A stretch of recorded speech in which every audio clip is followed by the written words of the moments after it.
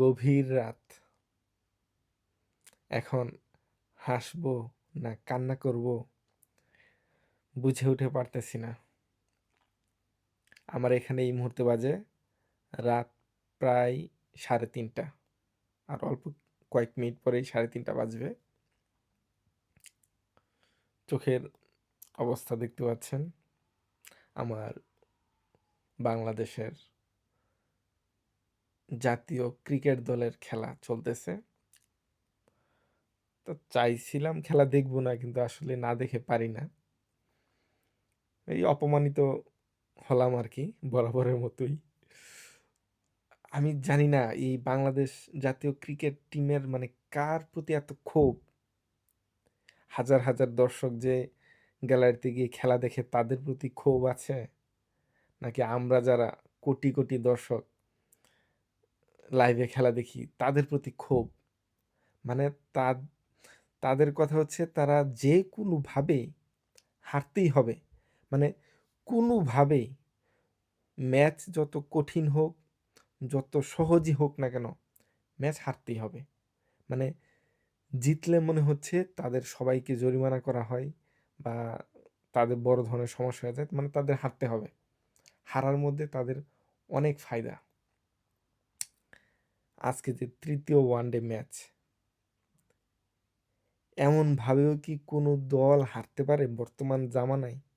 এই বর্তমানে 2025 সালে এসে উগান্ডা, আর কি আছে, মাদাগাস্কার, মঙ্গোলিয়া, নেপাল, যে কোনো দেশকেই যদি এই 294 রানের টার্গেট দেওয়া হয়,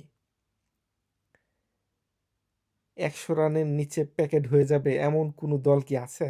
ওই যে এখন আমি যখন দেখতেছিলাম, সর্বশেষ উইকেটের পতন শেষ।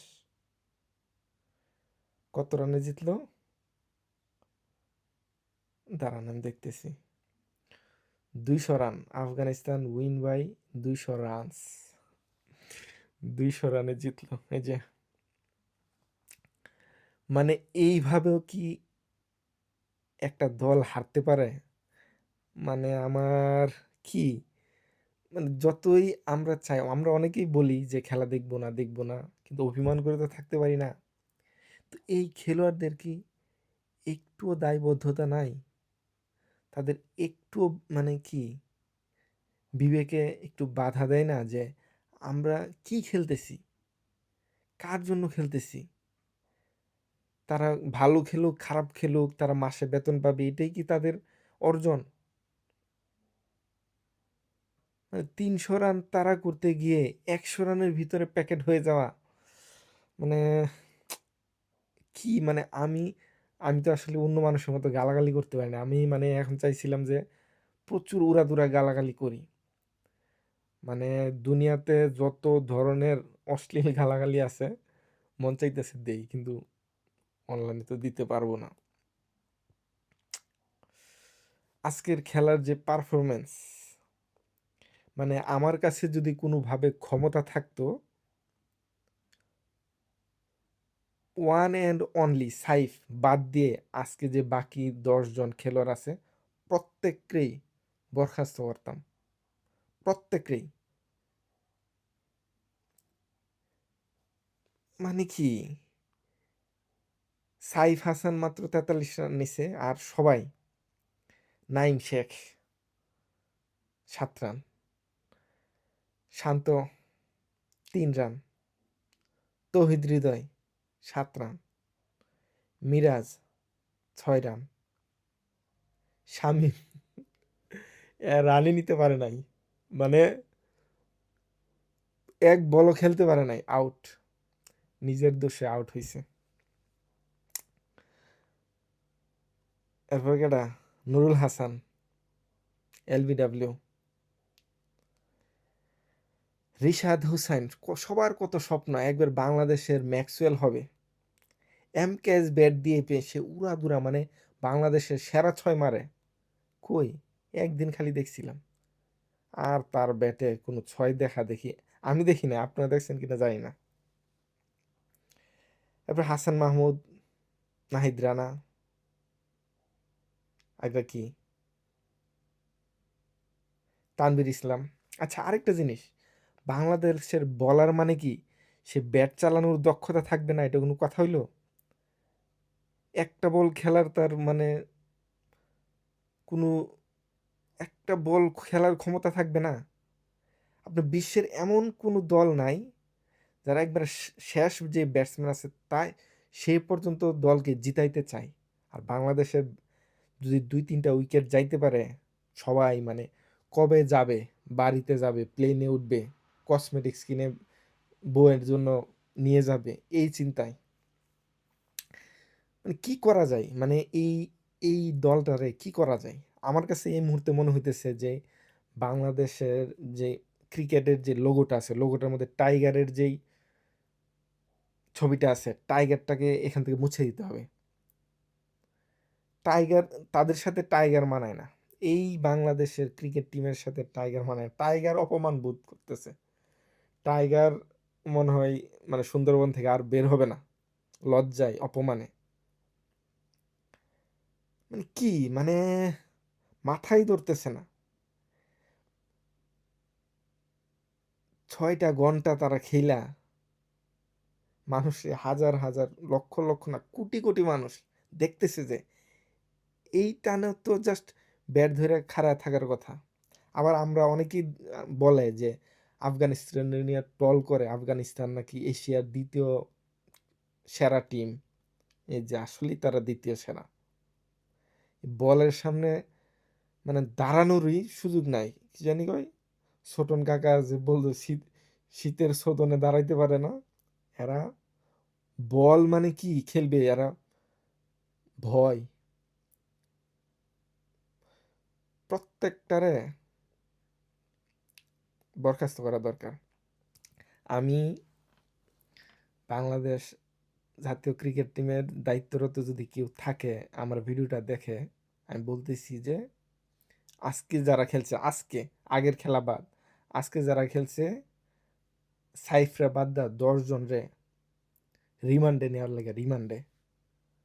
মানে এদের কি একটু দায়িত্ব জ্ঞান নাই? মিরাজ বল করছে ৩ বলে ৩-৬ খাইছে, ৪ বল করছে ৪ বলে ৩-৬, আবার একটা ওয়াইড দিয়া রান দিছে। না, কি কি কইতাম আর, মানে এমনি দেশটার মধ্যে শান্তি নাই। এরা কি মানে কোনো একটা ক্ষোভ ঝাড়তেছে আমাদের উপরে, মাথায় ধরতেছে না। কি মানে এইভাবেও হারা যায়? ২০০ রান, ২০০ রানে ব্যবধানে। এর আগের ম্যাচ ১৯০ রান তাড়া করতে যায়া খালি ১০৯ রান নিছে।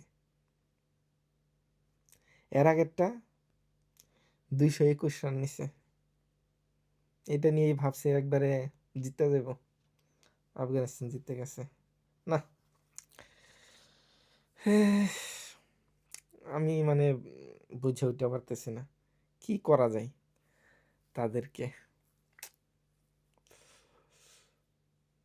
আসলে আমাদেরই দোষ, মানে এই বাংলাদেশ টিম হারার পিছনে আমার মনে হয় যারা দর্শক আছে তাদের দোষ। তা আমরাও না দেখলে মনে হয় বাংলাদেশ টিম জিততে পারতো, আমার এটাই মনে হইতেছে সর্বশেষ। টিমের প্লেয়াররা মনে হয় খুব ভালো খেলতেছে, মনে হয় আমাদের দেখার কারণেই কোথাও একটা ঝামেলা হইতেছে আর কি। না, আসলে মেন কথা আমি ভাবছিলাম ভিডিওতে এসে পুরা উড়াধুরা গালাগালি করবো, কিন্তু আমি তো আসলে গালাগালি করতে পারি না, কারণ পরিবারে অনেকে ভিডিও দেখে, বা আমার ওই লেভেলটা ওইভাবে ওই রকম না আর কি। না, আপনারা যদি এই বাংলাদেশ টিম নিয়ে যদি কোনো আশাবাদী আশাবাদী হন, আপনারা একটু কমেন্ট করে যাবেন। আমি আপাতত তাদেরকে দিয়ে কোনো আশা দেখতেছি না। জাস্ট আজকের যে টিমটা খেলছে, আজকের টিমের মধ্যে one and only Saif Hasan. এছাড়া হৃদয় যে মাঝে মাঝে খেলতে পারে, এছাড়া আর একটাও না।